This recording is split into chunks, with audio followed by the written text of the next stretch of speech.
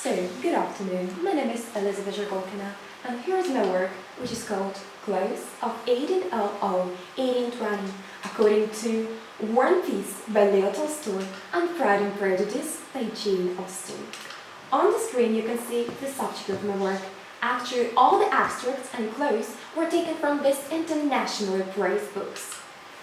We set up two hypotheses, and the first one was clothes in Pride and Prejudice were described much better than the ones from War and Peace, because the first book was written by a man and the second book was written by a woman. So that's Jane Austen, the author of Pride and Prejudice, and this is Leo Tolstoy, the author of War and Peace. This is the second hypothesis as well. It means that we can get the full description of fashion books at that time only by reading fiction books. Okay, so let's turn to our purpose. First of all, it's of course to study the clothes of 1800-1820 and of course to fix gender inequality in literature, a very important topic of our days. And yes, to enrich our vocabulary with some clothes idioms. Let's start with men's fashion. On the screen you can see George Brummel, just the fashion icon of that time. He had everything a real gentleman needed. First of all, it's of course pantaloons, white pantaloons and black tailcoat. Then we can say that it was very fashionable to accessorize your look with something like a black top hat. Usually it was called a beaver hat, or a cane, or a pocket watch. Of course, there were some innovations, like for example a fur coat. It was invented in 1816, and then woolen trousers were so fashionable. And a very interesting fact, after Alexander I and his army visited London, cozy trousers were into fashion. And let's turn to women, because actually nothing changed for men, costumes just became more strict and conservative. For women it was a new era, just a new time, just look at it. It's neoclassicism dresses. They had very high waist, like right under your breast. Then it's of course much exposed bosom and back. Usually it was either square-shaped or V-shaped. And gloves, of course gloves and bare shoulders.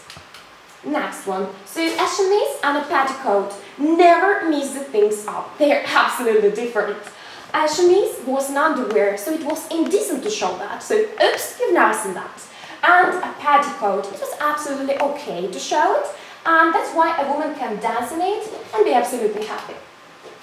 On the screen you can see the dress of Natasha Restore. It was made of gauze, and I was just like, what is gauze? And then it turned out to be a semi-transparent fabrics, so the girl needed a pink sleeve. Also, we should turn our attention to men. They either wore uniforms or tailcoats if they never served. Okay, and the show and the ridicule. Ridicule wears a small bag, not about money, just fashion. And shows, because women needed to have and save heat. Muslim dresses were pretty cold. And uniforms. First of all, they were classified by their color. Red for the British, blue for the French, and green for Russians, and yes, white for Austrians. Let's talk about in Paris for a little bit. Napoleon kept his wardrobe absolutely simple, just look at all those dandies around him, and Alexander I was personally responsible for creating of Russian shekel. And close idioms, just enough about war. I found 3 very interesting idioms in War and Peace, and actually nothing like this in Pride and Prejudice. A blue stocking is a very intelligent woman, and she studies a lot, and that's why she's not approved by some men.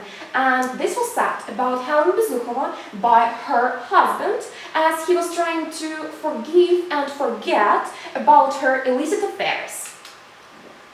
Be reared in silks and velvets. Basically, it just means to be very rich, because even nowadays these materials are really expensive. This was said about Natasha Restore, who wore red and silks and velvets and still was able to understand everything that was in every Russian song. And the last one, to take the last shirt. No, it's not about taking the last shirt on sale, of course not. It's just to make somebody very poor. On the screen you can see the results of my anonymous survey. Actually, I just gave out my hypothesis and asked 2 people not to just 100 of people to answer these questions. They should answer either yes or no, if they agree or disagree. So we can turn to our conclusions. Talent styles of writing don't or really depend on your gender.